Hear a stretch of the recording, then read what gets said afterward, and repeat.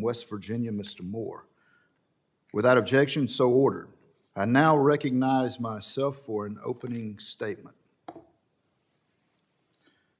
Good morning, everyone. I want to thank our witnesses for being here today. I'm excited about the opportunity to have a conversation about unleashing the golden age of American energy dominance. Now, while we may have some disagreements across the aisle about the best path forward for making energy in America great again, I do think we can agree that making energy prices more affordable for all Americans is something we can all get behind. With that being said, the Biden administration's unprecedented four-year war on American energy made it nearly impossible to produce domestic energy on public lands and was nothing short of catastrophic. This catastrophe was made even worse by frivolous and vexatious litigation intended to not only slow energy exploration and production to a halt, but also drive the cost of energy projects up by millions of dollars. Right now, we have a great opportunity to unlock the vast potential of all American energy sources, from onshore and offshore oil and gas leases to permitting new mines right here in America to investing in natural gas projects, including in my home state of Georgia. These are important steps that work not only to drive down the cost of energy for households, but also to provide a reliable source of income for both state and federal governments.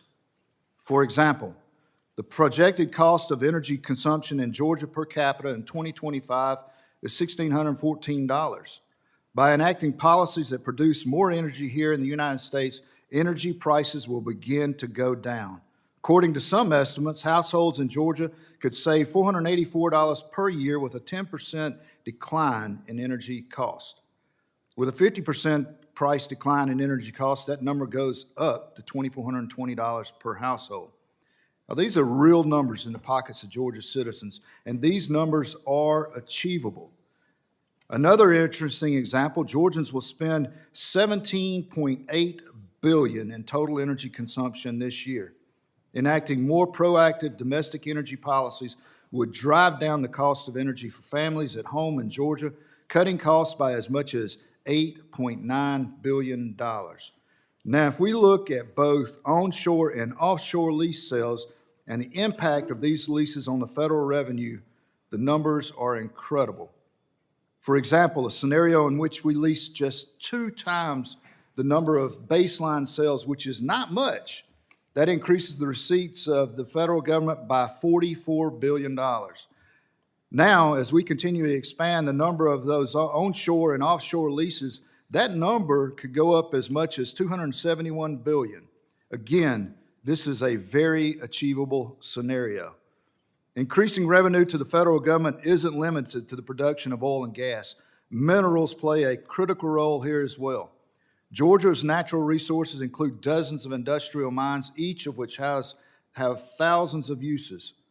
And though minerals are mined in 133 of Georgia's 159 counties, demand for minerals will continue to rapidly outstrip supply and production absent major change.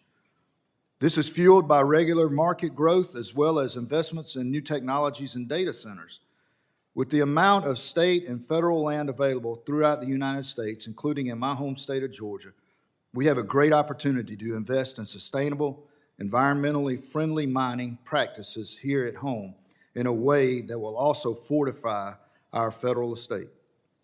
Now is the time to prioritize permitting these critical mining, oil, and gas investments here at home, which will allow not only a great return on federal revenue, but also provide for a more dependable and robust energy supply chain upon which we depend on every day. I hope today that we can have a robust and insightful discussion from those whose lives are impacted daily by decisions that have been made here in Washington, and look forward to working with the new administration on policies that improve the lives and pocketbooks of all Americans in the future.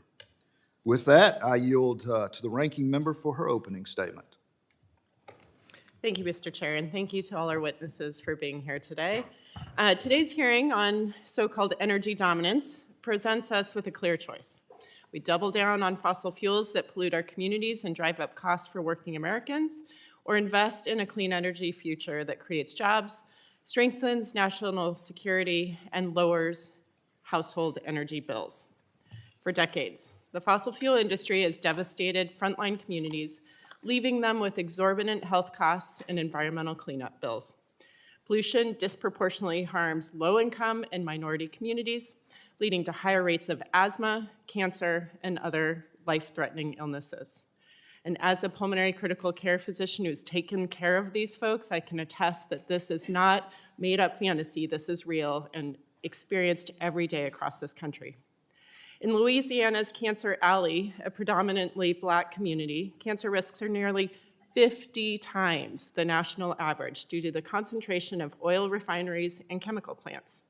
Indigenous lands are eroding from pipeline infrastructure, and historic Black neighborhoods have been abandoned due to toxic contamination. And these are exactly the kinds of costs that are ignored by most economic models that are supposed to estimate the financial impact of oil and gas extraction. The majority's witnesses are plugging unrealistic numbers, backed by rosy assumptions, into economic models to tell a story about how digging up all the oil and gas under public lands will be great for this country. Their economic models do not consider the costs of causing or exacerbating extreme weather events like Hurricane Helene. They ignore the rising healthcare costs from pollution-related illnesses. They fail to account for the fact that industries, consumers, and global markets are shifting toward clean energy, not out of ideology, but because it is increasingly the more affordable, stable, and secure option. They sidestep the fact that the volume of increases in extraction of oil and gas that they plug into the model are not even feasible for a host of reasons that have nothing to do with the policies they are asking for. Don't take my word for it. This is the CEO of ExxonMobil, Darren Woods, in November 2024. Their economic models do not consider the cost of causing or exacerbating extreme events. Yep, sorry. His quote, sorry. I don't think the level of production in the US is being constrained by external restrictions. I'm not sure how drill, baby, drill translates into policy. Certainly, we wouldn't see a change based on a political change, but more on an economic environment. I don't think there's anybody out there that's developing a business strategy to respond to a political agenda. That's the end of his quote.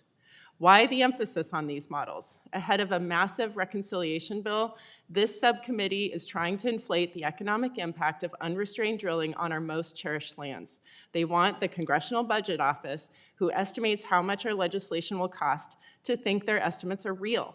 If the CBO can be convinced that drilling would make a lot of money for the federal government, Republicans would be allowed to give even more of your hard-earned taxpayer dollars to big oil. Even the promise of fossil fuel-driven job growth rings hollow. Over the past decade, US oil and gas employment has declined by approximately 40%. At the same time, taxpayers are footing the bill for big oil. The fossil fuel industry receives $15 billion in subsidies each year. And what do we get in return? Price manipulation, collusion with foreign cartels, and rising energy costs for American families. The Trump administration's energy policies have cost America dearly. Since Trump's election, over 50,000 clean energy jobs have been lost, delayed, or threatened, along with $56.3 billion in new investments. And House Republicans are working to gut the Inflation Reduction Act's clean energy tax credits, the very incentives that have spurred a clean energy manufacturing boom, creating over 400,000 jobs and saving Americans $8.4 billion in energy costs in just 1 year. And we're already seeing the consequences. Utility companies in 16 states have hiked rates, some by as much as $32 per month, due to the uncertainty surrounding clean energy investments. If Republicans succeed in rolling back these tax credits, energy bills will increase by $32 billion over the next decade, costing families over $100 per year on average. There is a better way. Investing in clean energy strengthens national security, drives economic growth, and delivers real savings for consumers. In 2023, global clean energy investments surpassed $1.7 trillion, outpacing fossil fuel investments for the first time. The American people deserve real solutions, not more handouts to the oil and gas industry. Thank you, Mr. Chair. I yield back. I now recognize the full committee chair, Mr. Westerman, for an opening statement. Thank you, Mr. Chairman, and thank you to the witnesses for being here today.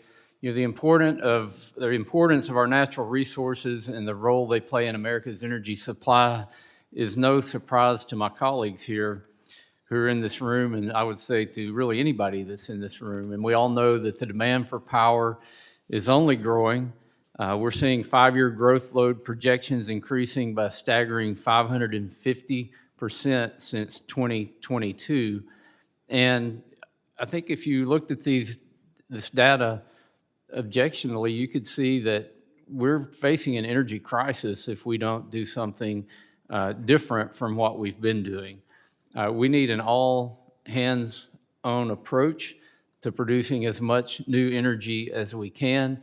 This explosion is being driven by data processing, by AI, and by manufacturing here in the United States. We cannot risk falling behind other countries such as China as we compete in these growing sectors. It's amazing the amount of energy that some of this data processing takes, and quite frankly, I'm for renewable energy. I'm for any kind of energy we can put on the grid, but it has to be in sufficient amounts that we can meet our needs and not drive the cost so high that the American consumers can't afford energy anymore. It's foundational to our economic growth and to our national security.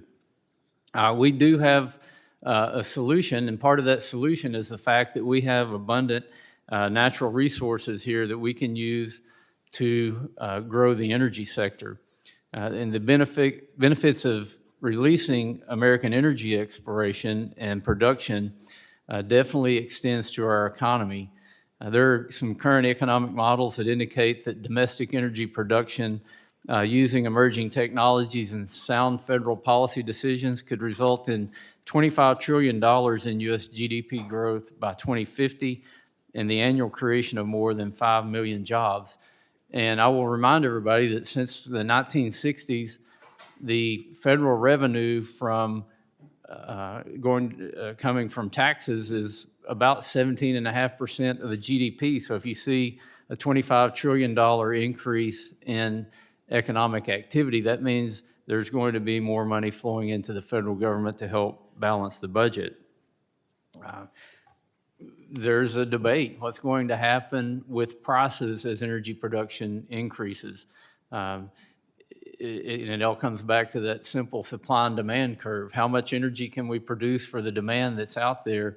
And if we don't keep up with the demand, obviously the price is going to go higher. So there's a lot of economic data that's been presented in the testimonies today. I look forward to hearing that and to debating it and using that to help drive the policies that we'll be looking at in the Natural Resources Committee as we look at different ways to bolster new energy production and ways to meet the demand that keeps America competitive, that keeps energy prices reasonable for consumers, and that really looks out for the best interest of our country and for the future of the global economy and our national security. So again, thank you to the witnesses for being here today. I look forward to the discussions, and I yield back.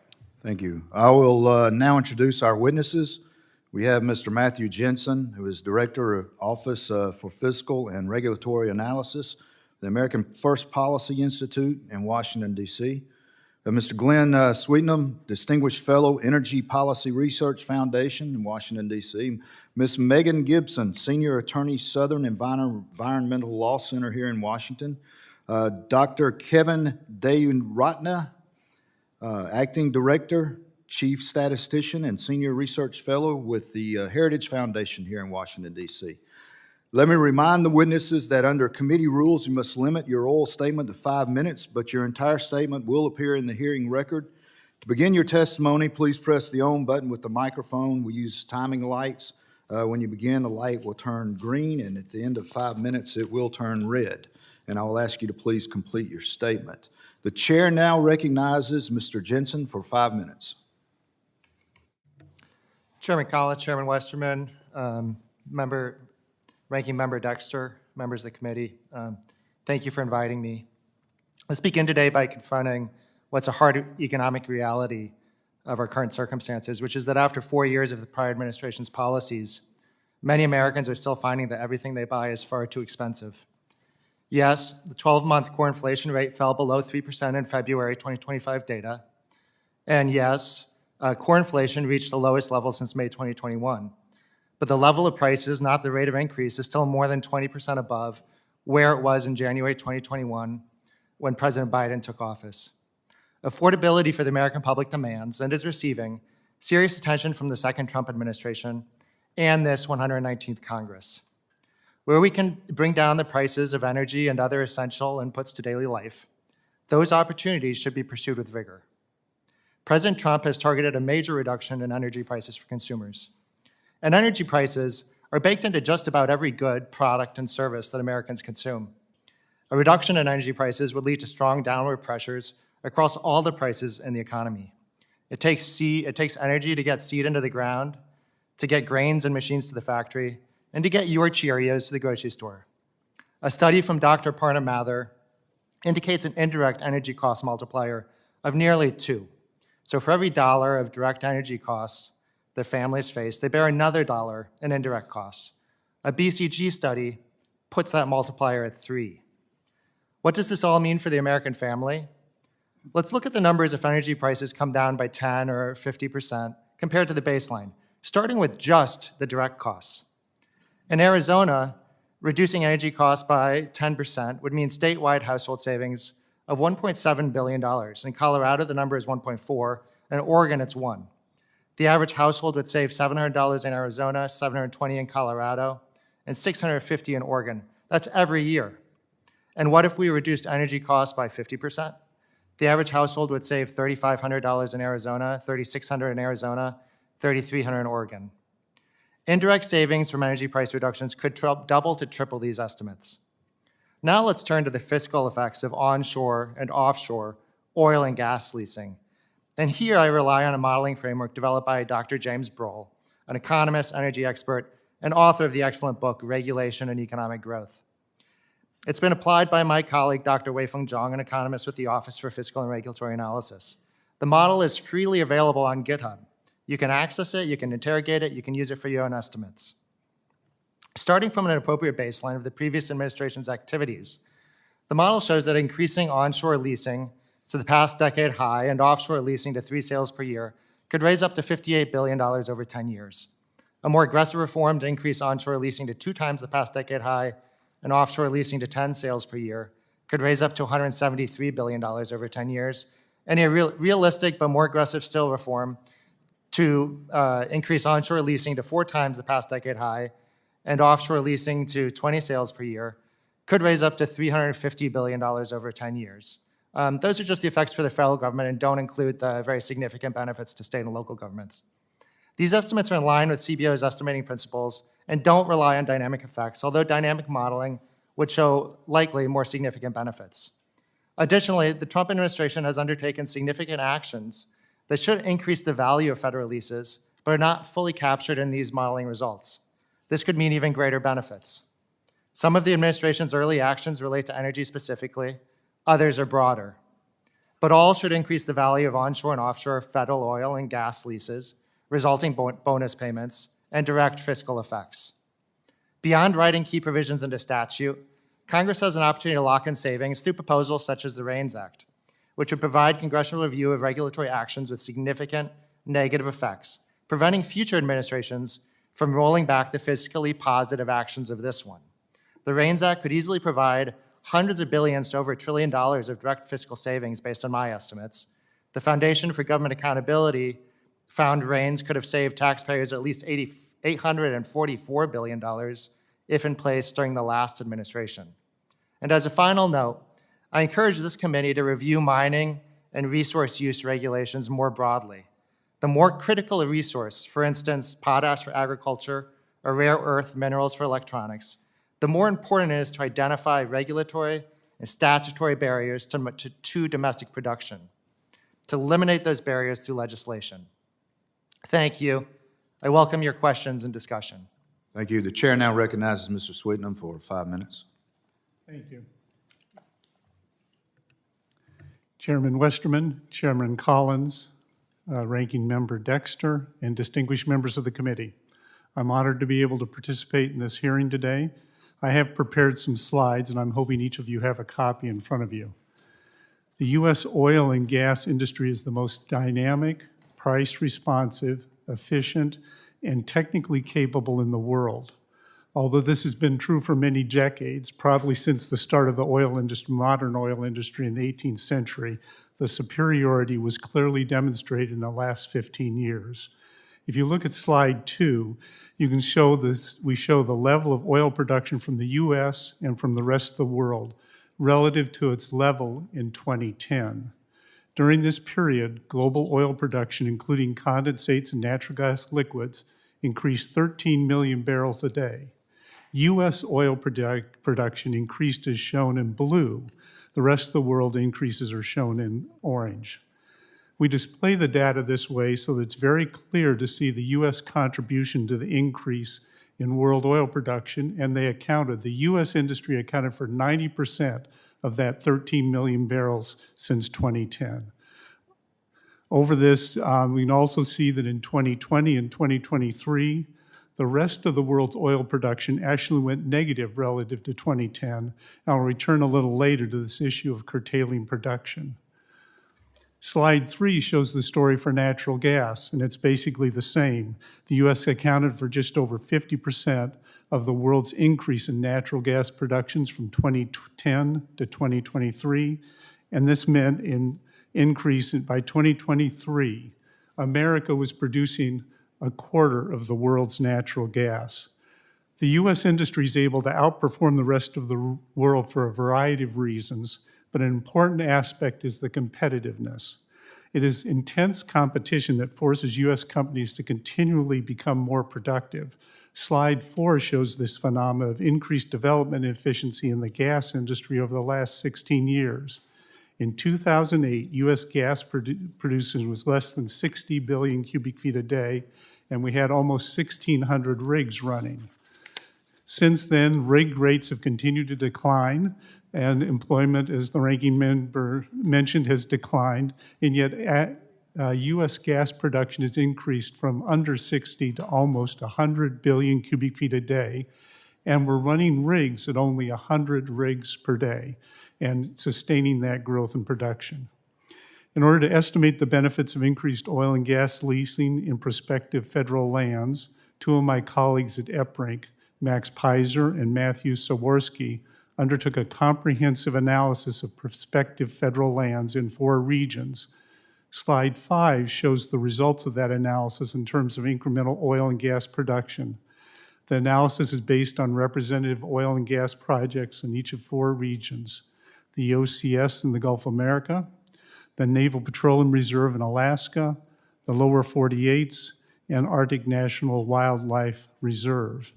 Slide 6 shows the results of the analysis in terms of incremental revenues from bonus bids, royalties, corporate taxes, and individual taxes. And even though oil and gas production doesn't peak until 2039 from these projects, the slide summarizes federal revenues only during the first 10 years. And that, using that approach, we estimate incremental revenues of $122 billion, incremental federal revenues. Now, that's a single point estimate, and it's really important to recognize the range of uncertainty in estimating future oil and gas production. Slide 7 summarizes a landmark study by Richard Nearing. Now, the increased production is important, but actually what's most important is the flexibility and the responsiveness of the U.S. industry. And in the following slides, I show how, as we increase the responsiveness, what economists call the price elasticity of supply, we actually reduce the profitability of OPEC to make more money by cutting production. They're currently cutting production 6 million barrels a day, which has an effect of raising oil prices about $10 a barrel. If we make the U.S. industry more elastic, more responsive to price changes, we can cut that incentive to restrict production, and OPEC will have less power. I'm happy to answer questions. Look forward to the discussion. Thank you. The chair now recognizes Ms. Gibson for 5 minutes. Chairman Collins, Chairman Westerman, Ranking Member Dexter, and distinguished members of the subcommittee and committee. Thank you for the opportunity to testify here today. My name is Megan Gibson. I serve as a senior attorney at the Southern Environmental Law Center. We're a nonprofit rooted in the South, committed to ensuring clean air, clean water, and a livable climate for all. If we are serious about ushering in a new era of American energy dominance, one that benefits every American household and business, we must not look backward to fossil fuels, but forward to technologies of the future. And the future is renewable. Renewables are no longer a distant ideal. They are the engine of American energy growth. In 2024, over 90% of new utility scale capacity came from renewables, solar, wind, battery storage. These technologies are now the cheapest, fastest to deploy sources of power. They're creating jobs, they're lowering bills, and delivering resilience in the face of extreme weather. In Texas, long seen as a fossil fuel stronghold, renewables are transforming the grid, making it more reliable, more resilient.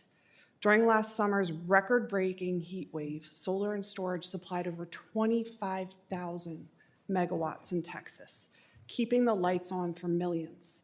In North Carolina, after Hurricane Helene knocked out the grid, solar microgrids powered entire communities when nothing else could.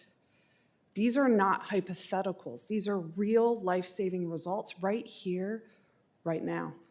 Clean energy isn't just reliable and resilient, it's also an economic powerhouse. In 2023 alone, 149,000 new clean energy jobs were added nationwide.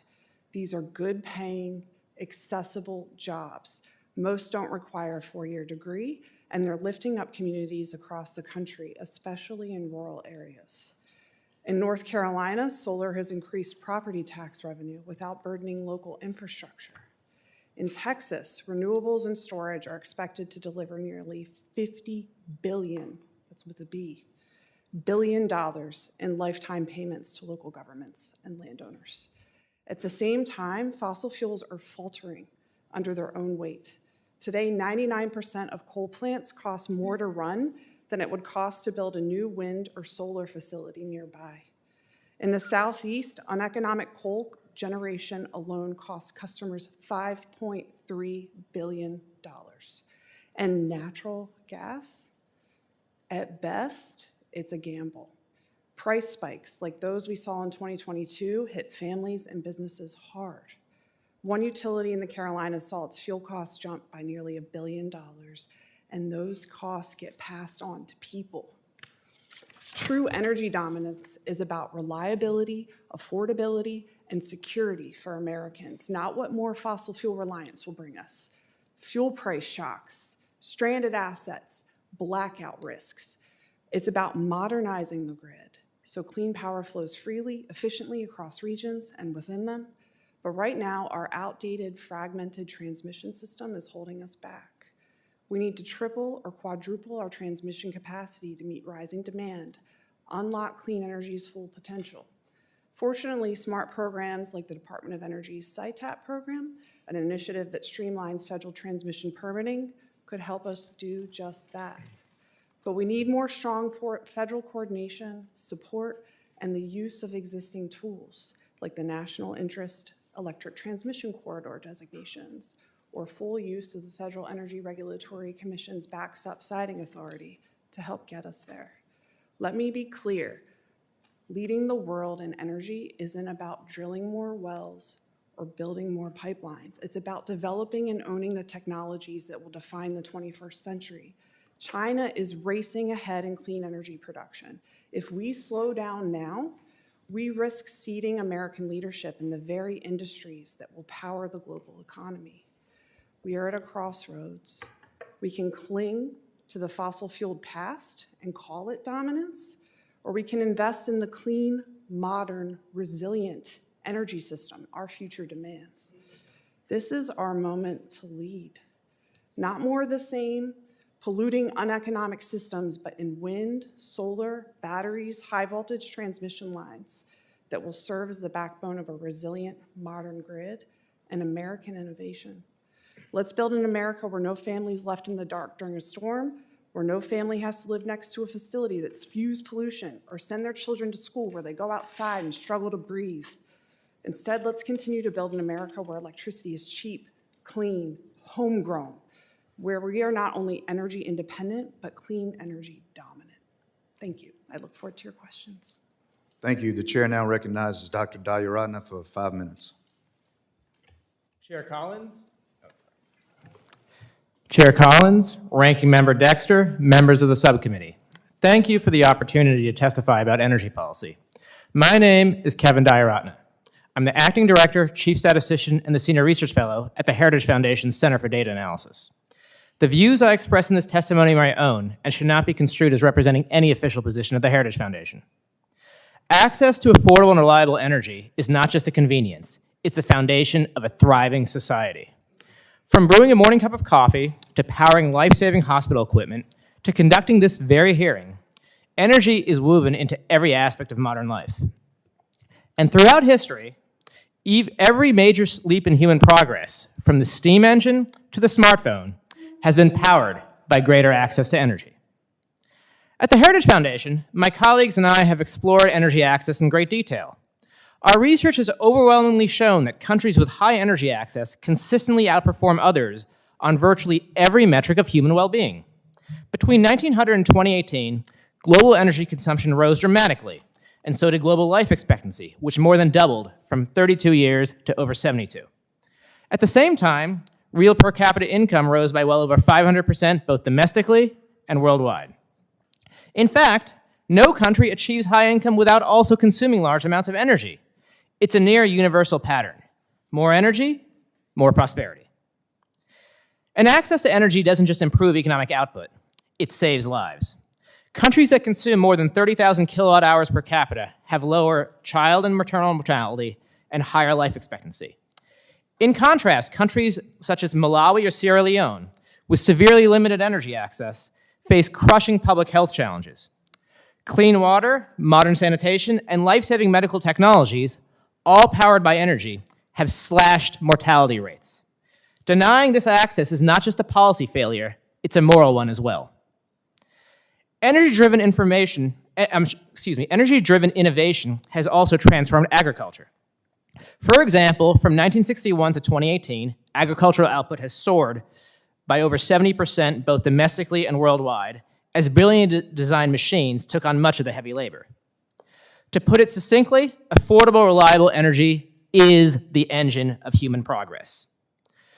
So now let's take a closer look at energy policy. Two facts become clear.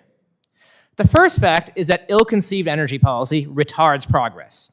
Under the Biden administration, a range of mistaken regulations had been aimed at phasing out carbon-based energy. These included halting new oil and gas leases on federal lands and pushing zero-emission vehicles mandates, among others. At the Heritage Foundation's Center for Data Analysis, we evaluated these measures using the Heritage Energy Model, a clone of the Energy Information Agency's National Energy Modeling System. The findings of these ill-conceived measures over an 18-year time horizon were stark. An average employment shortfall of over 1.2 million jobs, income losses for a typical family of four exceeding $5,000 per year, and a total GDP loss exceeding $7 trillion. And yet, what do these costly measures achieve in terms of climate benefit? We ran climate projections using the Model for the Assessment of Greenhouse Gas-Induced Climate Change, an IPCC model. Even assuming the US completely eliminated fossil fuels, a highly unrealistic scenario, the temperature mitigation by 2100 would be less than 0.23 degrees Celsius. There's no way around it. Enormous economic sacrifice, negligible environmental return. Now let's turn to our second fact. Clear-headed energy promotes progress. America is rich in energy resources. The Institute for Energy Research has noted that the United States has over 1.6 trillion barrels of oil and over 4 quadrillion cubic feet of natural gas below our very feet.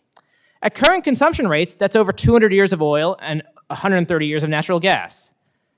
At the Heritage Foundation Center for Data Analysis, we simulated a high oil and gas scenario using assumptions identical to the EIA's. The results were quite striking. Namely, over a 25-year time horizon, the results show an average employment gain of 5.3 million jobs annually, a $12,000 annual income increase for a family of four, and a $25 trillion boost to GDP. And the climate impact? Practically zero. Even under extreme assumptions, our climate simulations show that this would raise global temperatures by no more than a measly 0.03 degrees Celsius by 2100. So the path forward is clear. Ill-conceived policies that restrict energy access and pose real harm while offering virtually no environmental benefit. But policies that promote energy abundance through innovation and regulatory reform can deliver massive gains for economic growth, public health, and long-term prosperity. So it's no exaggeration to say expanding energy access isn't merely smart policy, it's a moral imperative. Thank you for your attention, and I look forward to your questions. I thank the witnesses for their testimony. The chair will now recognize members for 5 minutes each for questions. Okay, and the chair recognizes himself for 5 minutes. My first question is for Ms. Gibson.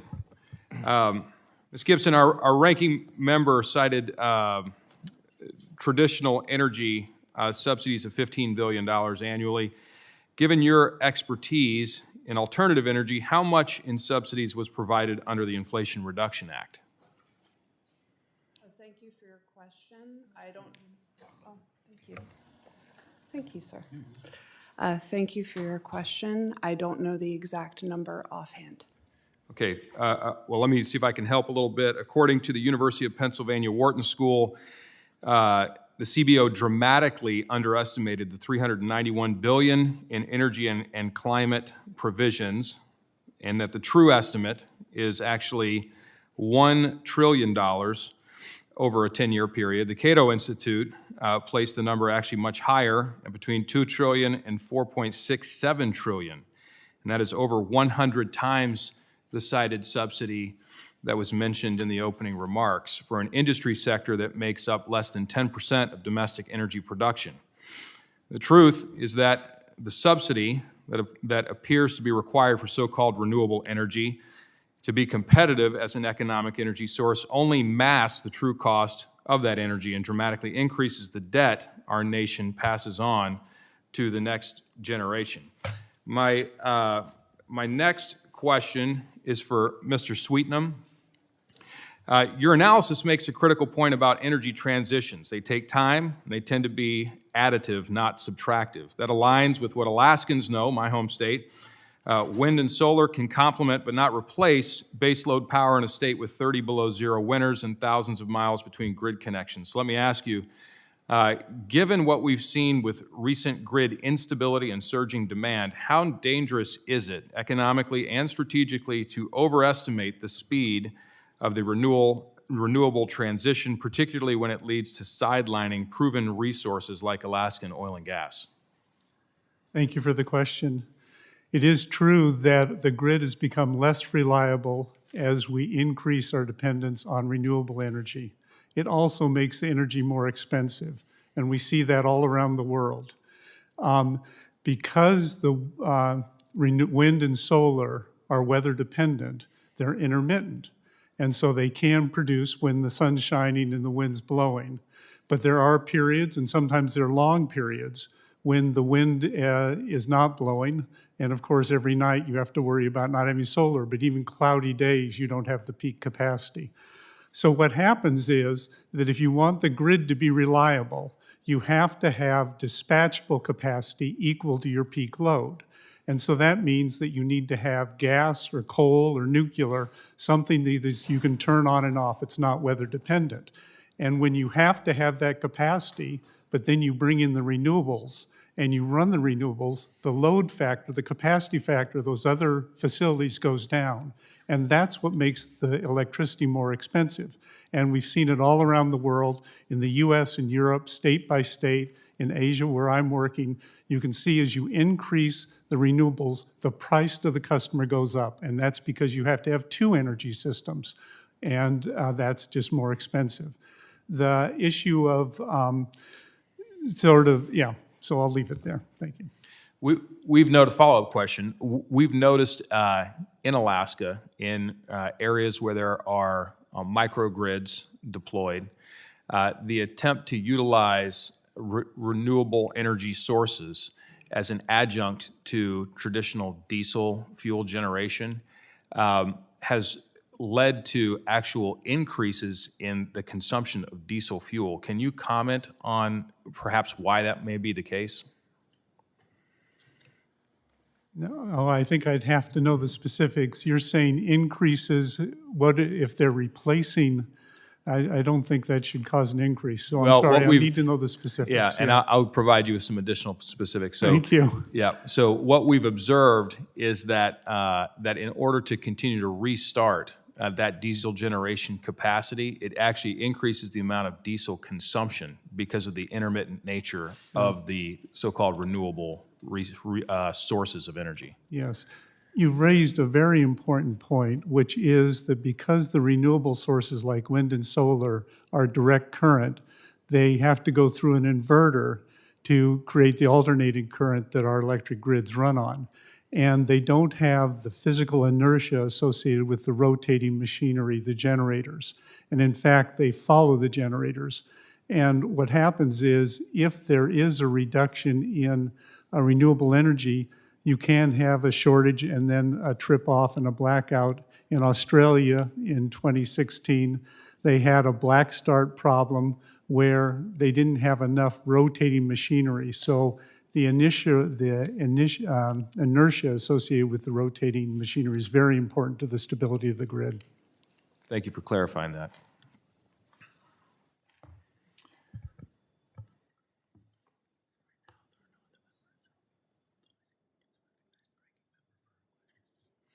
Now, I'd recognize our ranking member, Dr. Dexter, for any questions for the witnesses. All right, thank you, Mr. Chair. Ms. Gibson, you have read the testimony from other witnesses and heard some of it today. Do those economic estimates of impacts from digging up even more oil and gas from public lands seem realistic to you? And why or why not? Thank you, Dr. Dexter, for the question. No, they do not. And I'll just say quite simply that we've seen this movie before, and that in 2017 and 2018, there were pretty exaggerated cost estimates as to what could be gleaned from the auctioning of leases in the Arctic National Wildlife Refuge in the billions. And what resulted from that auction was less than 1% of what was originally put on the table. Thank you. And what evidence do we have that renewables lead to lower energy prices for consumers? It's been refuted here this morning. I just want to hear from you on that. Yeah, absolutely. I mean, every year, there's increasingly mounting empirical evidence that renewables are our economic future. They're driving economic growth. In the top 12 states in which renewables have penetrated the grid more than anywhere else, 10 of those states, prices are less for consumers. People don't have to pay as much on their energy bills. The proof's in the pudding. Okay. And if we meet our energy needs with renewable energy, how will that impact our economy?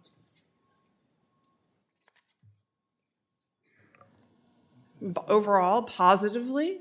I mean, the economic benefits are tremendous in terms of consumer savings, industry, development, jobs, manufacturing, sales, as well as we will lead the world in energy innovation and get ahead of our competitors such as in China. And I'm just going to add to that as someone who does care for folks who are impacted by toxic fumes and other smoke exposures, that we know that the exposure to those substances in the air absolutely impact our health, and the dramatic impacts of adverse health outcomes need to be factored into these economic modelings. I think that we'll move on to public health now. We pursue at this point, or we're discussing whether we pursue a transition to clean renewable energy. And Ms. Gibson, can you speak to how continuing to prop up the oil and gas industry in the name of energy dominance could increase public health risks and affect the well-being of communities across the country? Well, I would say, Dr. Dexter, you probably know more than most, but dramatically, it increases the likelihood of premature death, of cardiovascular disease, of respiratory illnesses.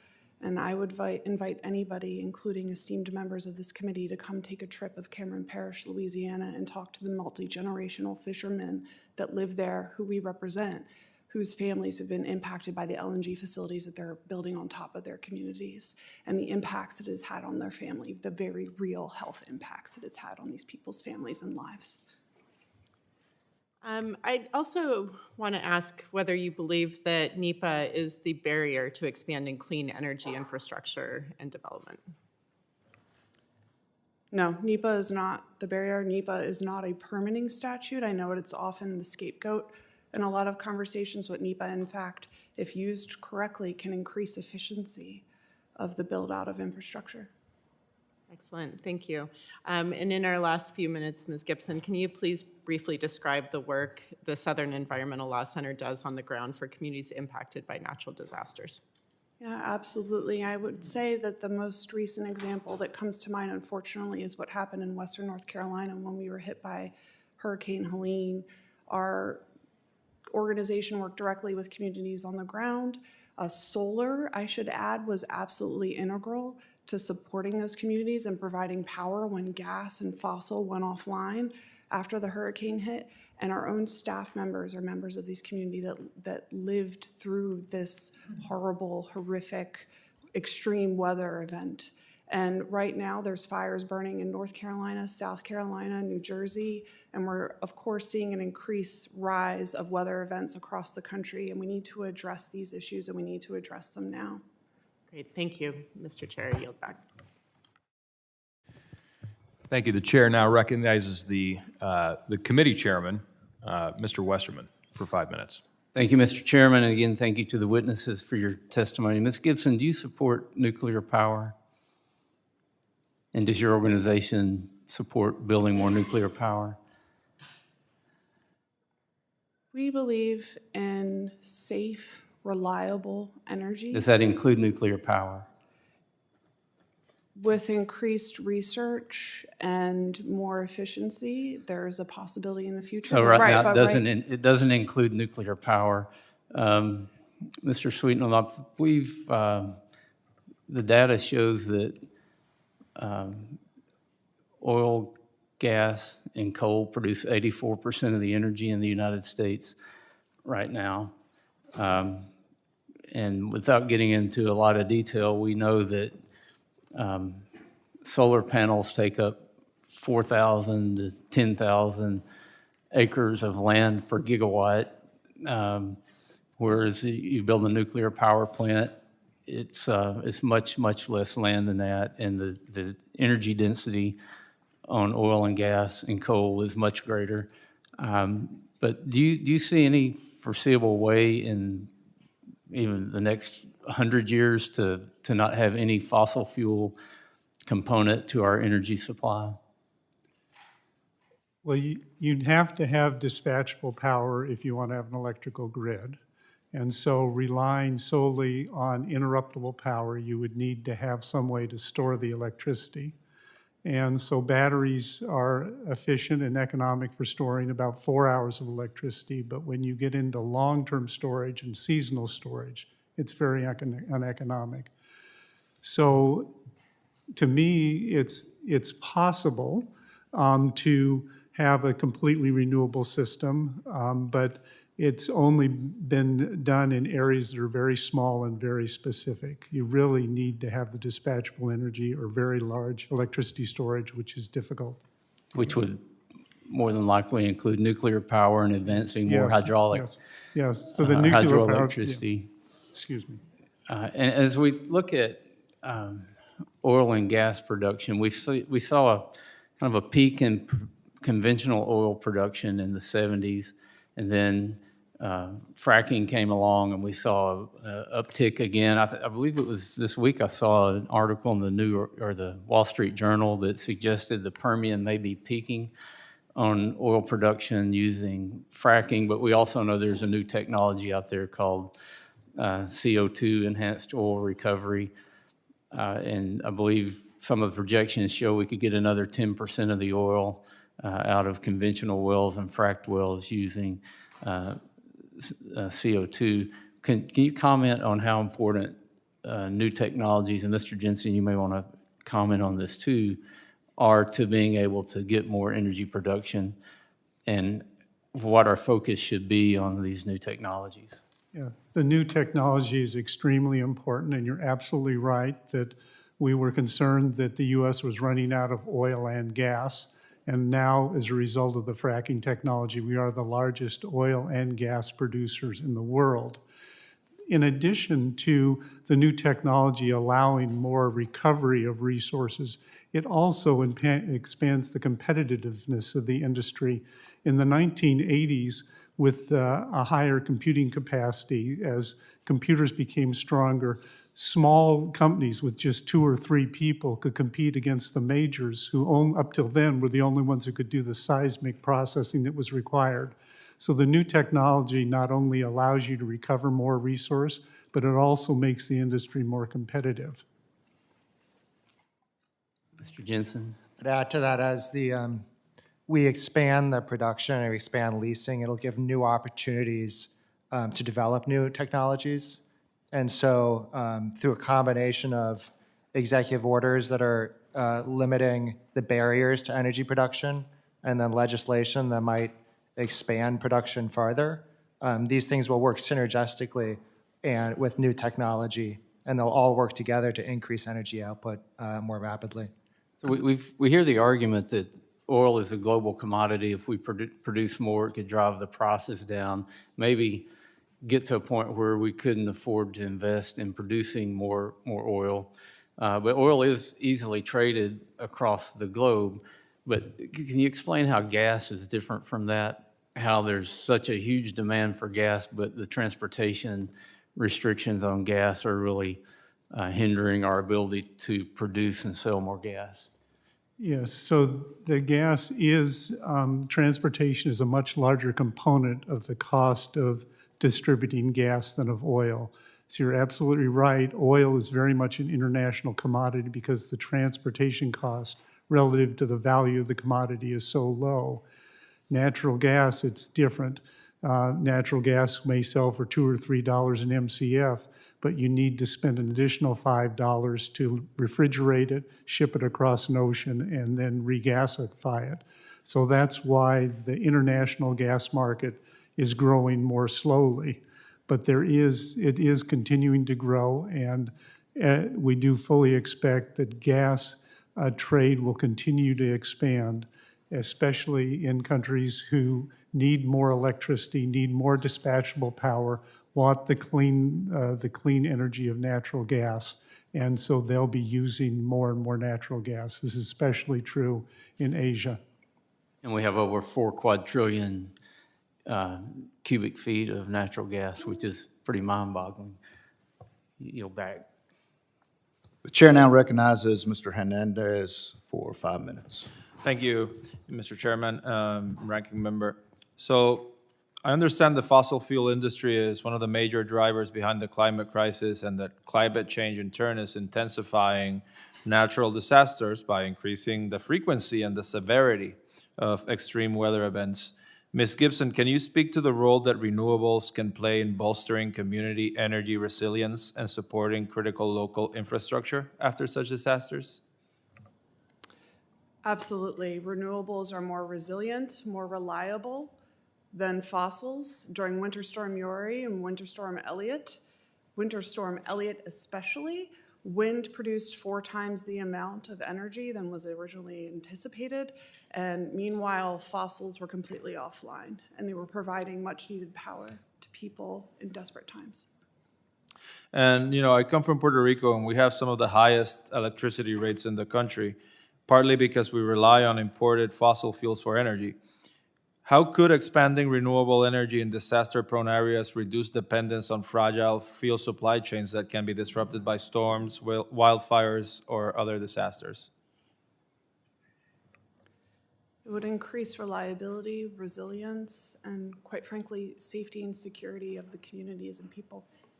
And would you say that, utility-scale solar and battery installations are easier to scale up rapidly in response to energy crises than fossil fuel infrastructure? It's not me that would say that, it's the evidence and the empirical data, the writings on the wall. It's faster to deploy and it's cheaper. Right now, Puerto Rico faces a shortage of close to 800 megawatts. It's expected in the summer.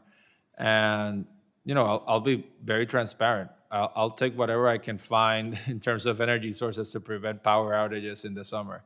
Even if tomorrow we discovered the dirtiest source of energy in the history of the world. Obviously, it doesn't have to be that way.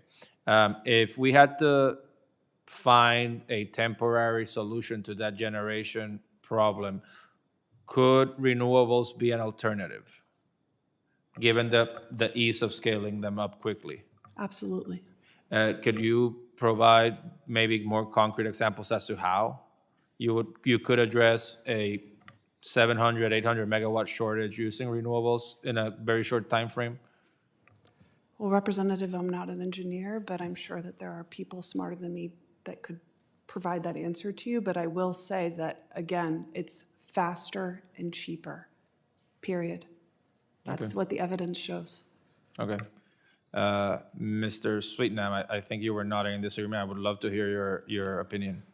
Well, you do. My recommendation would be to get a gas turbine on a barge. In other words, people who need power rapidly on the order of 800 megawatts. And you could, if you bring a gas turbine on a barge and use that, you can hook right into the grid, and that would be done. You'd use a floating regasification floating vessel, which is also easily leased. Puerto Rico, I think it's very interesting you mentioned that, because the island communities are tougher for energy, and it does make energy more expensive. The island of Kauai, if I might, committed to going to renewable energy, and so they've gotten very close with lots of solar, but it's a very small system, and it's taken up a lot of land for a small population in Kauai, but that would be an example to look at. But they did need to find a way to guarantee reliability, and so they took their existing coal plant, shut off the coal burner, and replaced it with a biogen generator, but they haven't got that up and running yet, so they're still using diesel. But that would be a way you could get dispatchable source with solar and storage. But it's a big project, and so if you want to get 800 megawatts this summer, you just need to find a barge with a generator on it and fuel it with LNG.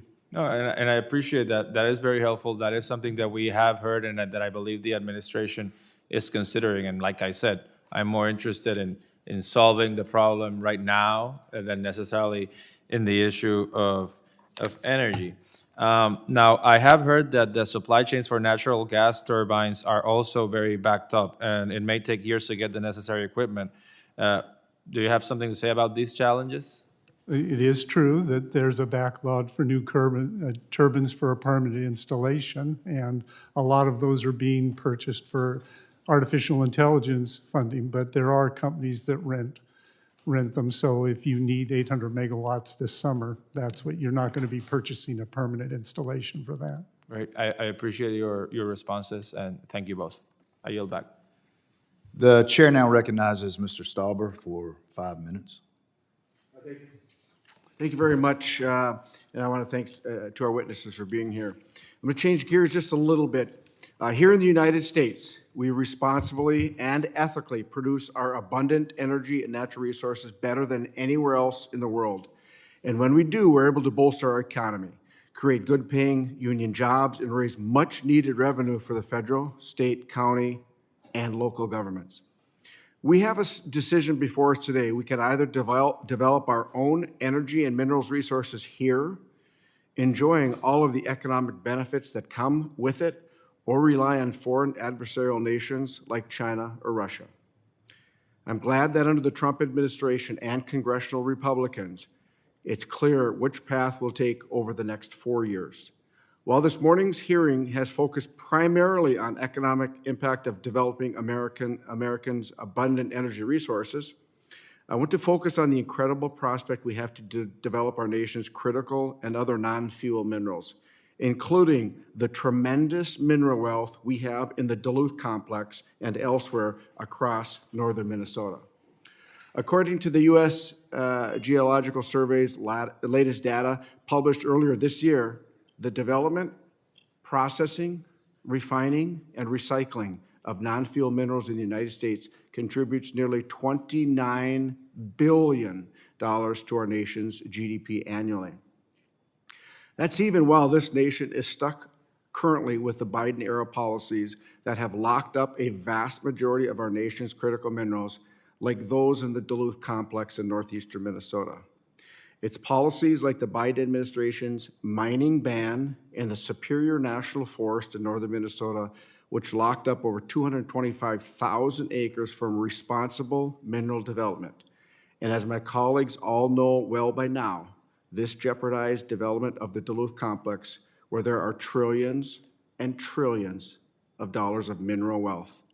If we are able to develop our tremendous mineral wealth in Minnesota, Arizona, Alaska, Colorado, Idaho, Nevada, Michigan, Wyoming, Montana, and everywhere in between, that $29 billion annually added to our nation's GDP will skyrocket. I want to point out a figure that when we talk about mining from the raw material, the gross domestic product, to our economy, I just mentioned $29 billion. That's just the original estimate on the GDP. It doesn't go downstream, which is hundreds of billions of dollars that we can add to our GDP annually if we're allowed to mine those critical minerals here. We have to mine them, process them here, and then we can manufacture here. Mr. Sweetnam, while your testimony and research has focused primarily on oil and gas development, including the impact that domestic production of oil and gas can have on OPEC's ability to control oil and gas prices, I believe the same arguments can be made for global mineral commodities. Would you agree that just like the oil and gas development, domestic critical mineral development would weaken China and other adversarial nations' control over global mineral prices and their ability to artificially manipulate mineral commodity prices?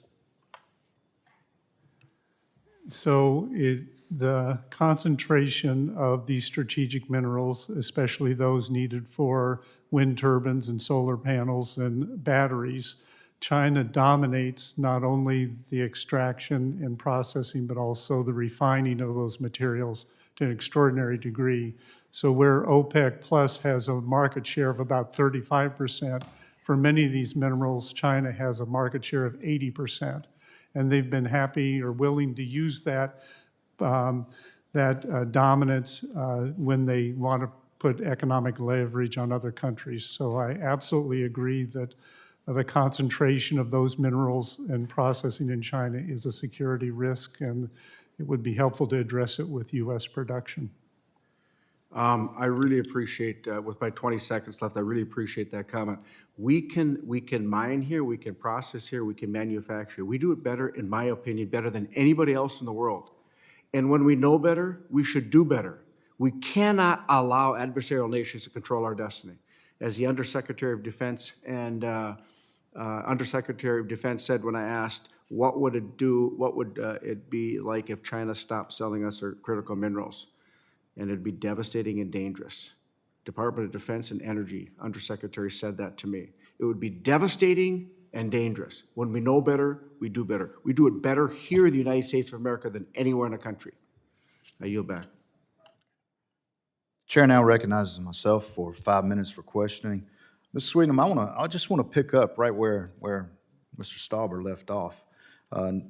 Not to mention the fact that China uses child labor to mine these critical rare earth minerals. But let's look at China. China processes nearly 90% of the global rare earth. I think you were alluding to that a few minutes ago. 60% of production and 83% of processing, and China is the primary import source for 50 critical minerals here in the U.S., the primary processing source. So given that China's dominance in the extraction, process, and refining of these critical minerals that are essential to the manufacture of wind and solar equipment, what are those energy risks that Mr. Starber was talking about that created by accelerating our reliance on this renewable energy? So it's truly economic risk because China, with such a large position in these minerals, can decide what price they'll sell them at, and they can cut off customers. So if in the U.S. we have manufacturers who are depending on those materials, they can easily be cut off or the price can be raised. And because they have so much more market power than OPEC did, similar to the effects of the Arab oil embargo and the Iranian oil crisis when we saw prices skyrocket, cutting off those materials would also have that effect. I think if I may, I'd also like to point about, we hear very much about how the renewable energy is clean, the wind and solar, but in fact what you're doing is you're not eliminating emissions, you're exporting emissions, because the mining and processing and manufacturing of those strategic critical minerals for the renewable technologies are being produced with coal energy in China. So the emissions, as you'll see, the emissions of the world are continuing to go up. So even though it's correct that we've seen a lot more installation of renewable energy, CO2 emissions are not going down. And the reason they're not going down is that the developed countries are exporting their emissions to the developing world in China. And that deindustrialization that we're observing in Germany, the deindustrialization is also happening in Japan because of high energy costs. And so hopefully we'll not do the same thing in the United States. You're right. As a matter of fact, China's opening up numerous coal plants every week. So we are just exporting emissions. And the fact that China has made no bones about it, they want to be dominant by 2045 in every category from economic to military. And so we need to, we've got to get our processing and our own refining and our mining back to America. Mr. Jensen, I want to thank you for testifying today. I want to talk to you about the energy costs for Georgia families. In your written testimony, you talk about the price reductions and say that Georgia household of 3 in 2025 with a 10% price decline will save $763. With a 50% reduction, Georgia families could save $3,800. Can you tell me what is needed for Georgia families to be able to save this money? Yes, thank you for the question, and I will tell you, but first I'll note that those numbers you just cited, that's only the direct costs. And so when you take into account the indirect costs associated with energy prices, those numbers could be 2 to 3 times as high savings for Georgia families. And for that to happen, there needs to be an all-of-the-above energy strategy in the United States to increase every stage of energy production. And we've seen this administration start to implement that strategy through executive order. But if we want that to be as successful as possible and to be lasting, then the way to do it is through legislation as well. Well, expand on it. Why is the cost of energy so high that families could save anywhere from $700 to $3,800 depending on that price reduction? We've seen for this previous administration a severe constraint on the types of energy sources that are most widely used: natural gas, oil. And we've seen those constrained for the last 4 years, driving up prices. And so now if we, and we've also seen other kinds of energy like nuclear constrained. And so if we start to unconstrain America's potential to produce these resources, then we can snap up and start to see a dramatic increase in production. The United States, I've been poking around these data recently, we're huge in these energy markets, and so we actually govern the global price of energy, and if we produce more, we can influence the price of energy both in the United States and at a global level. Thank you. I see my time has expired. I tell you what, I think we're going to go with the second round of questioning, and the chair now recognizes Mr. Westerman for 5 minutes.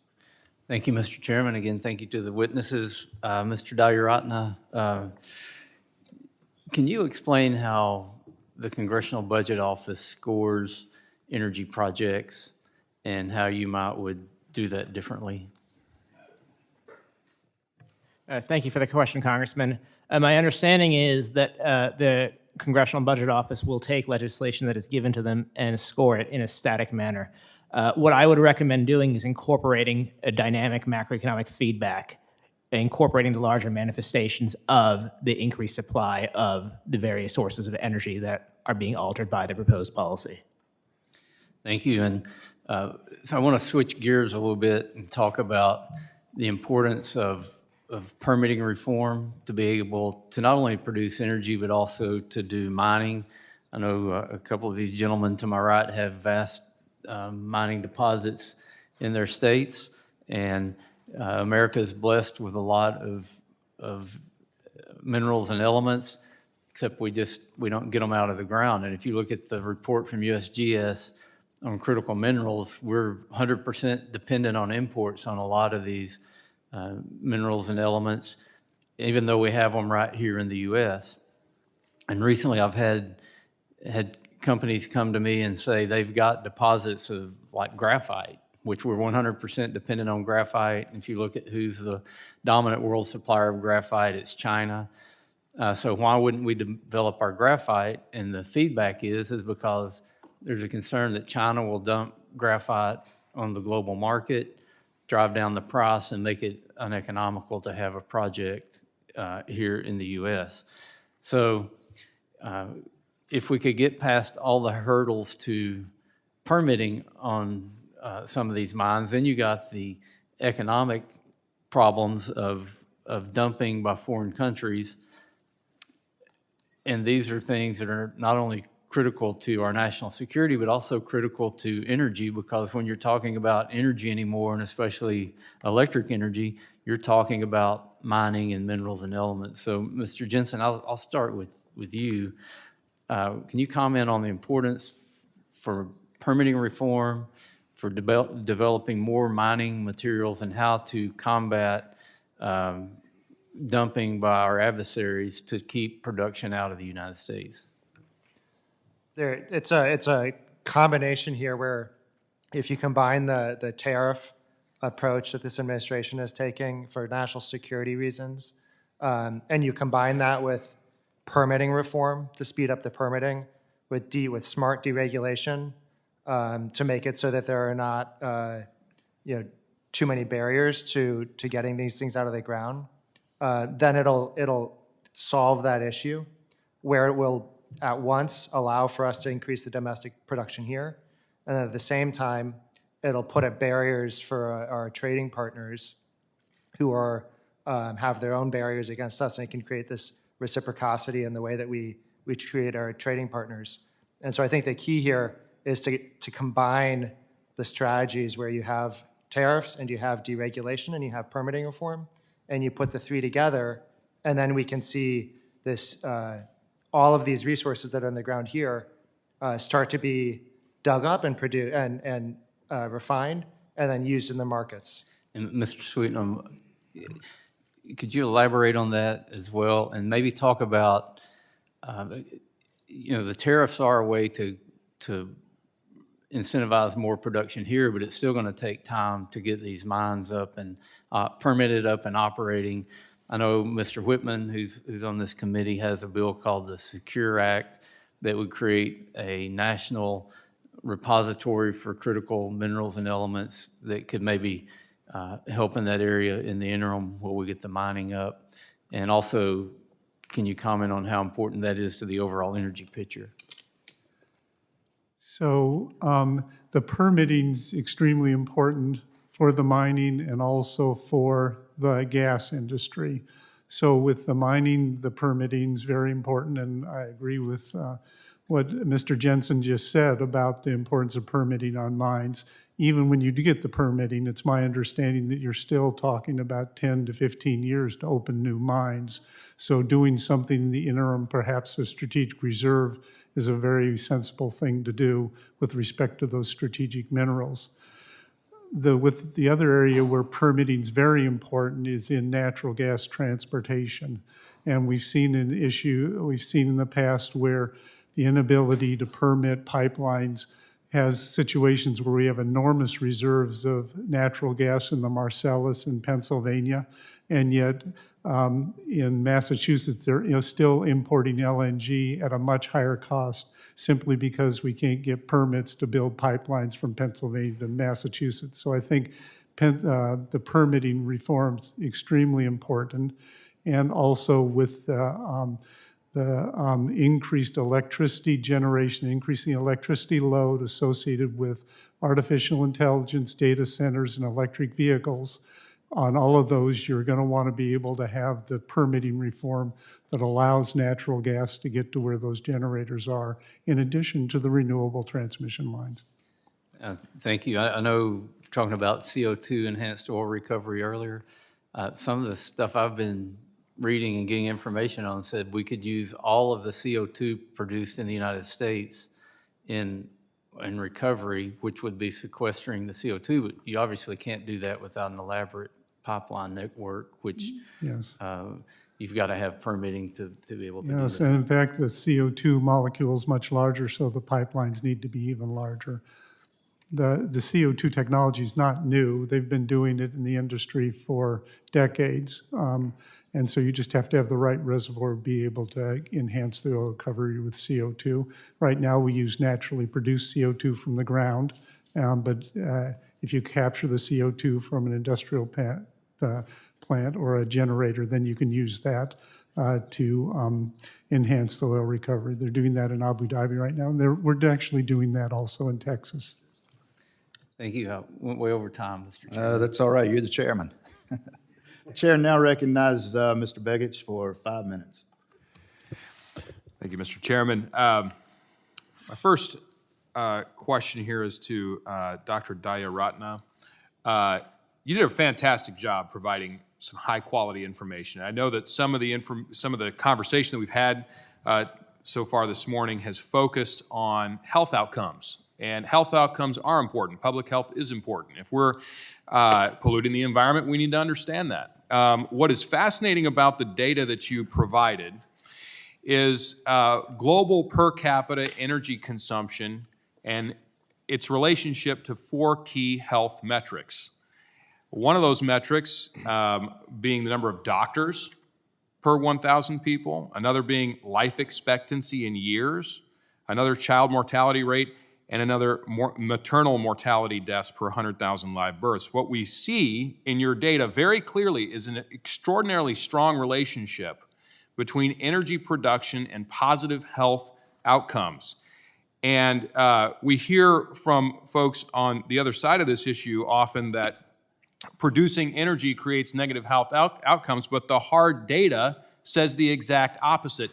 Can you provide us with some additional context to your research on these matters? Oh, absolutely, and that's a great question, Congressman. So, as I was alluding to when I began my testimony, many people take energy for granted.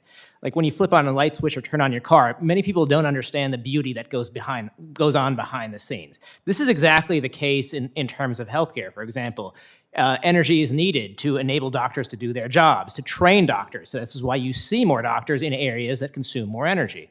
In terms of life expectancy and child mortality and maternal mortality, life expectancy increases, child and maternal mortality plummet because in countries that consume more energy, they have more access to this life-saving medical equipment and they have the ability to power them. But this is, to me, actually one of the most interesting parts of that analysis. And the paper that's coming from is titled Powering Human Advancements with my colleagues Diana Furchtgott-Roth, Richard Stern, and Miles Pollard, and it's published on the Heritage Foundation website.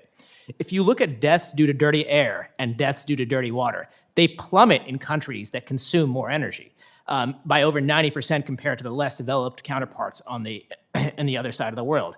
And the bottom line is affordable and reliable energy is paramount to being able to have clean air, to being able to filter water and engage in modern sanitation techniques. So the bottom line is access to affordable and reliable energy is paramount to a flourishing society.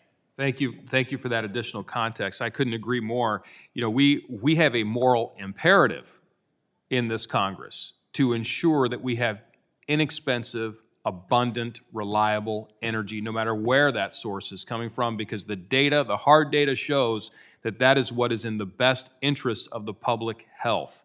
And I appreciate that research that you've done, the hard work that you've put in. One additional question for Mr. Sweetnam. Expanding our strategic reserve for critical minerals, we have an opportunity, I believe, in this Congress to take a look at the critical minerals that we have that we hold in reserve and the critical minerals that we do not currently hold in reserve. Can you give us some additional context or maybe just some of your own thoughts on why we should have strategic mineral and energy reserves and why they're important to our national security and economic interests? I think the one way I think about it is an example of when Japan was trying to protect its fishing areas from the Chinese, and the Chinese kept encroaching, and so the Japanese Coast Guard captured a Chinese fishing vessel. The Chinese immediately shut off the supply of iridium to Japan, which is the blue in CRT in computer displays. The Japanese caved within a week and gave the fishing vessel back.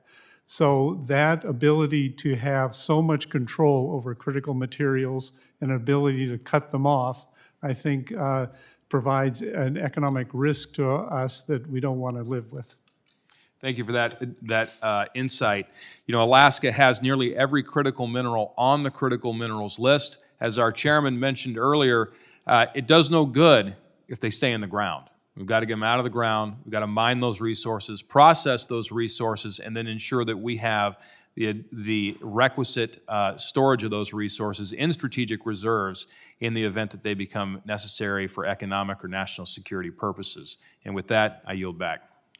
The chair now recognizes Mr. Moore for 5 minutes. Thank you, Mr. Chairman, and thank you for inviting me to the hearing. I really appreciate it. It's one that comes from an energy state as well. So just want to start off here. So I'm from West Virginia. Obviously, we do coal, gas, and oil, so we do all three. And so in my entire life, I've watched our industries under attack. I mean, that's what's been going on, especially around coal. And so regulations have really been a primary driver in that, and as it relates to the fossil fuel industry. And so for 2025, you got utilities planning to retire 12.3 gigawatts of capacity, a 65% increase in retirement compared to 2024. And of that, you're going to see 4.7% of the total U.S. coal fleet get retired in 2025. However, as been pointed out here, the energy consumption in the United States from AI data centers alone could require as much as 14 gigawatts by 2030. So let me ask, the regulatory environment has continued to destroy the coal industry. FERC takes nearly 3 years to approve for large-scale infrastructure projects. What are the ways in which we can decrease the length of time for approval of this process?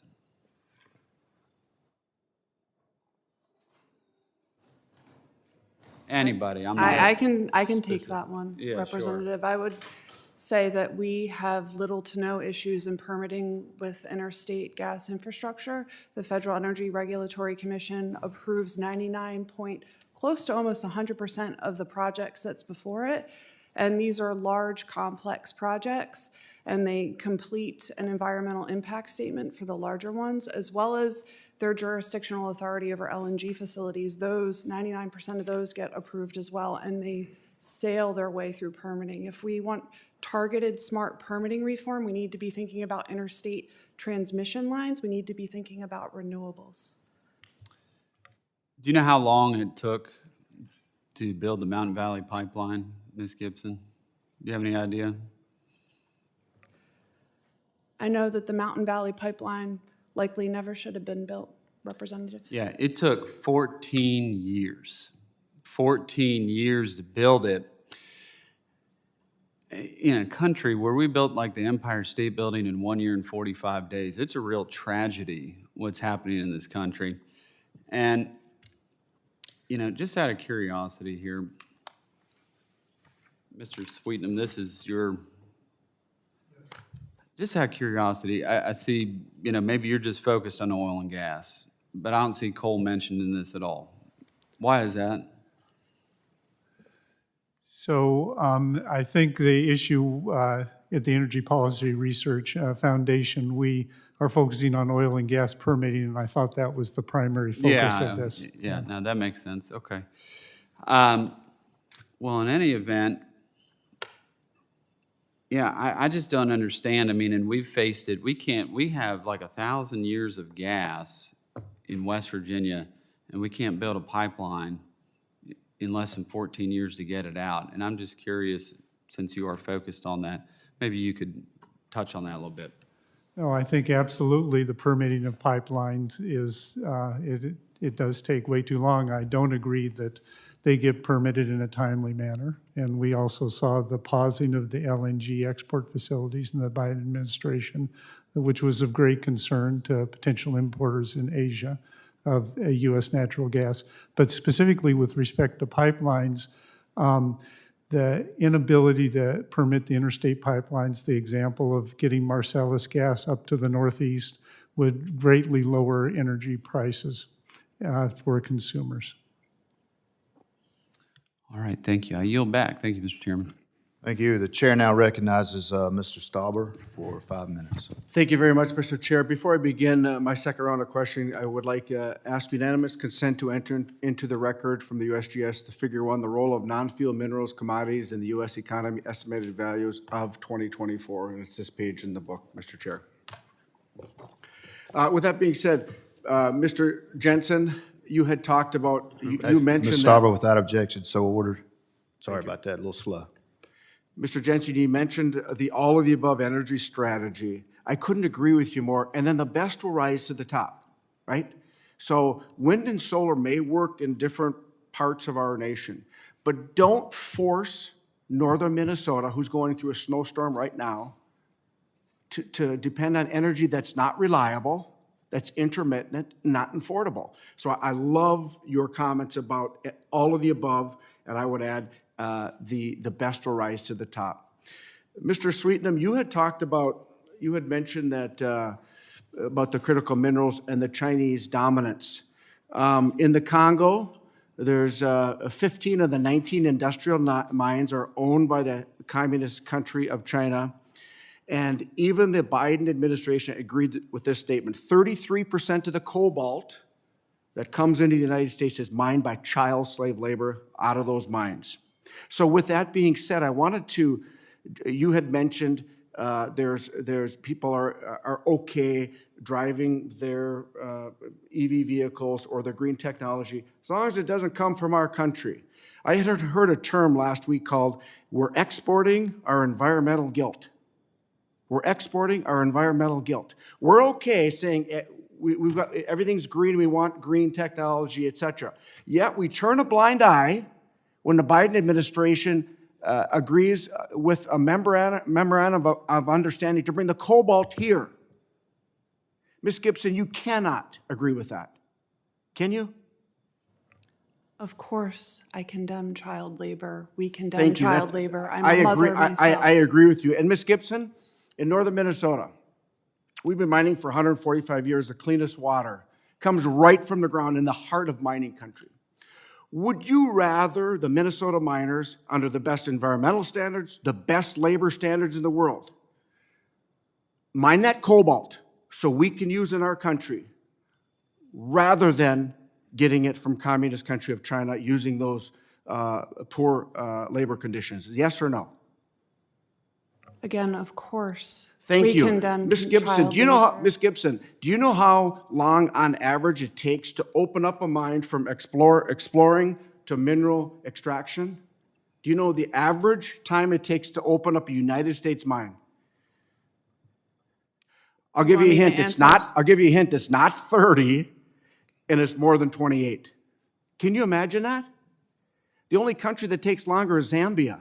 Here we are, we have a strategic national security issue in this country.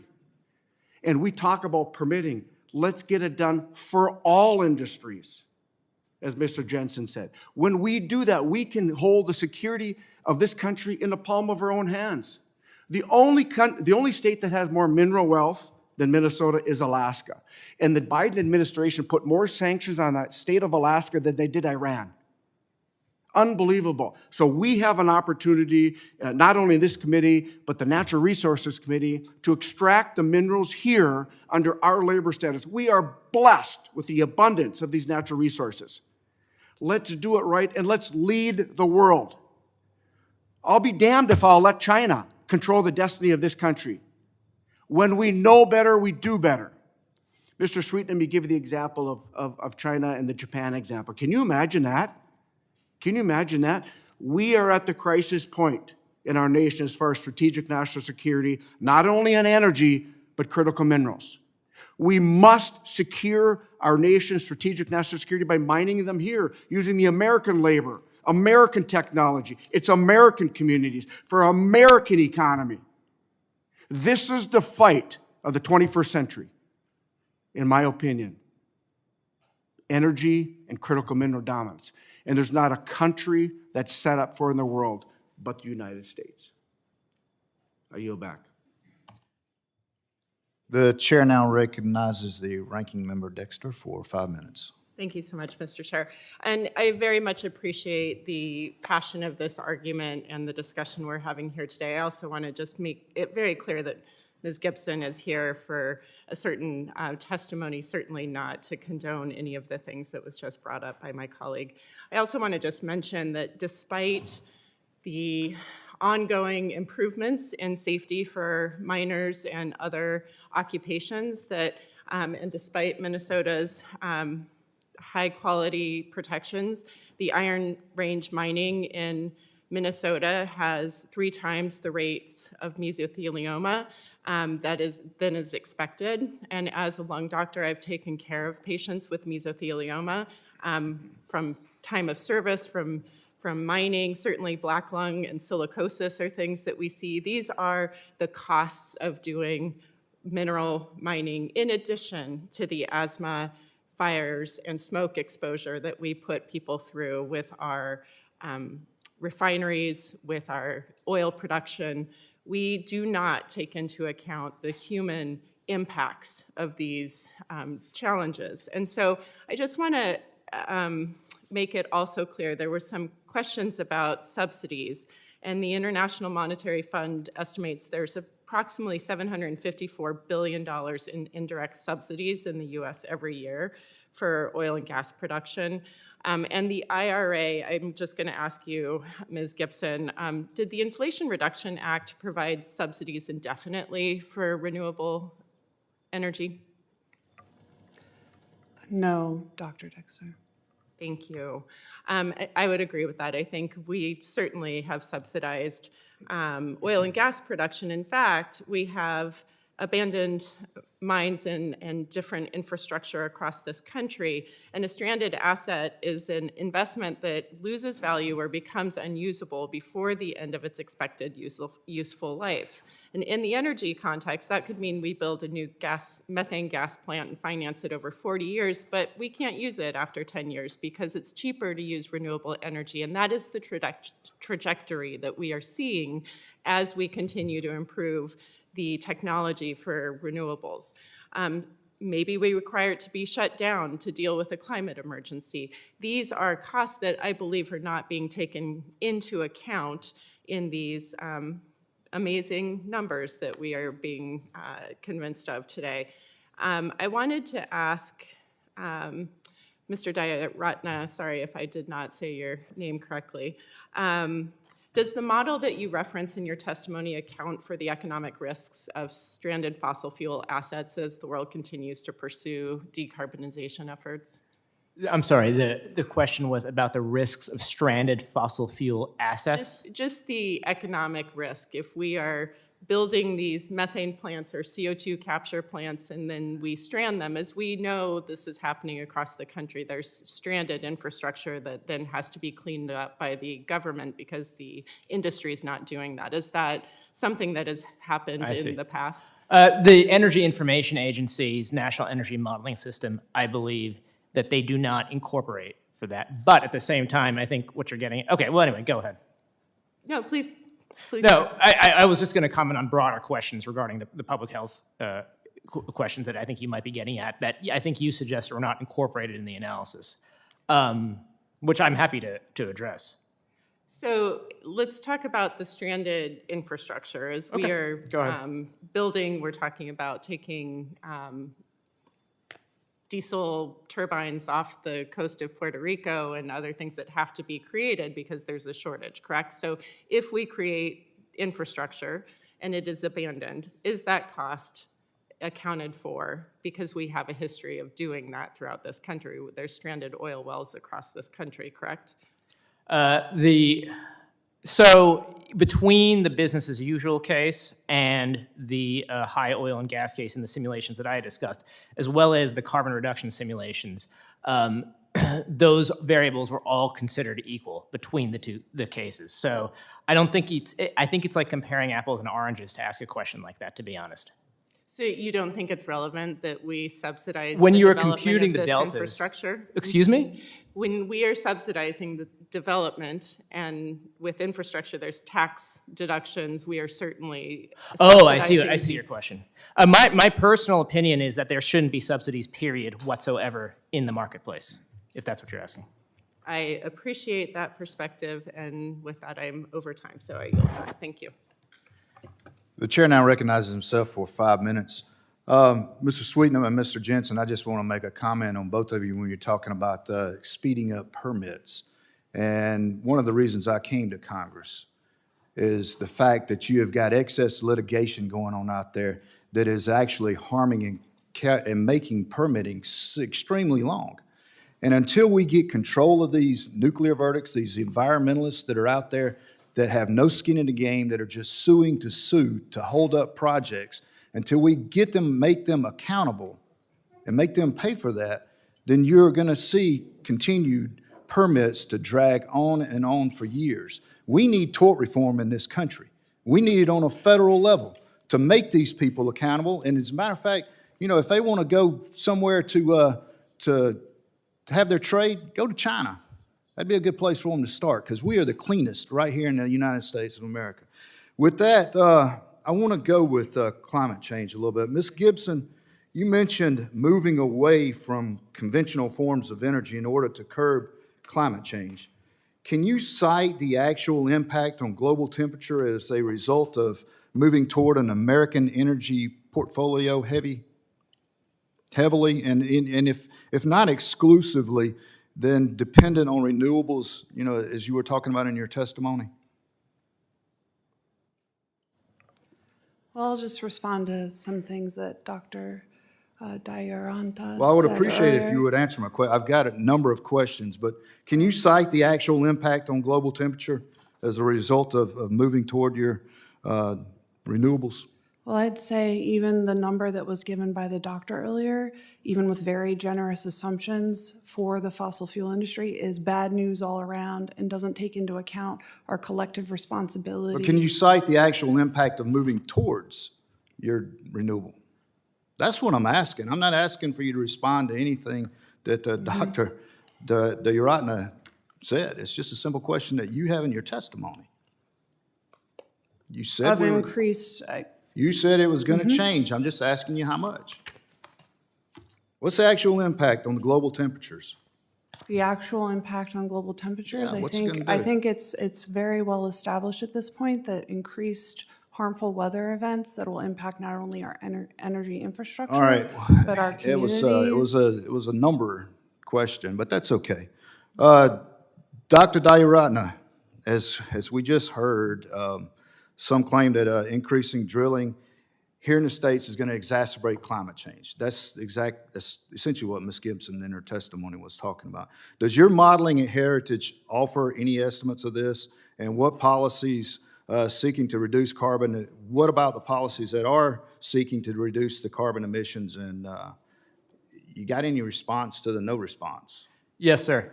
Again, we use the model for the assessment of greenhouse gas-induced climate change, which is not our model. It is a model by the Intergovernmental Panel on Climate Change.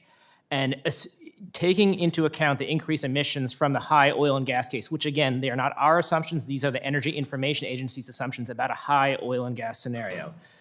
Using overly sensitive assumptions about the climate, there would be no more than a 0.03 degrees Celsius temperature increase by the end of the century.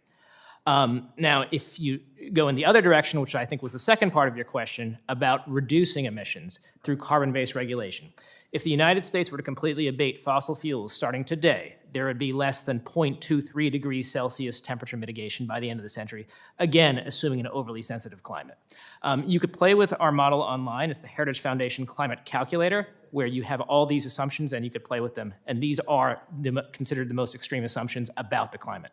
Good. Thank you. Thank you. That's all the questions that I have, so I'm going to yield back. I want to thank the witnesses for their valuable testimony and the members for their questions. The members of the committee may have some additional questions to the witnesses, and we will ask you to respond to these in writing.